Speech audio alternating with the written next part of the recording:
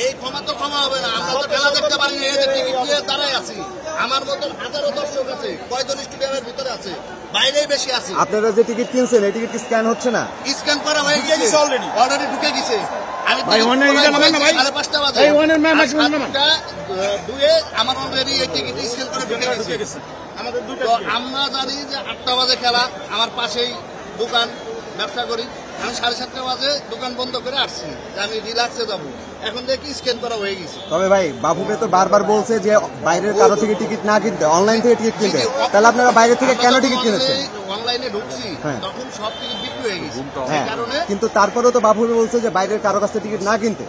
ঠিক আছে, বুঝতে পারছি, কিন্তু ওনারাই এরকম একই টিকিট 7টা করছে। এখন 7টা করলে একজনই ঢুকতে পারছে। দেখেন আশেপাশে প্রত্যেকটা কাউন্টারে এই একই সমস্যা, ঠিক আছে, একই সমস্যা। শুধু যে আমার একা তা না, ঢুকছে তার থেকে বেশি এই হেনস্থার কারণ হচ্ছে।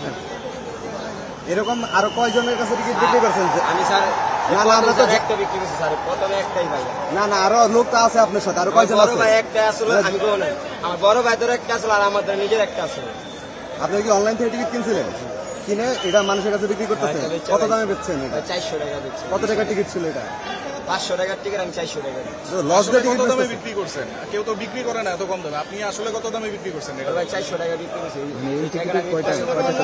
400 টাকা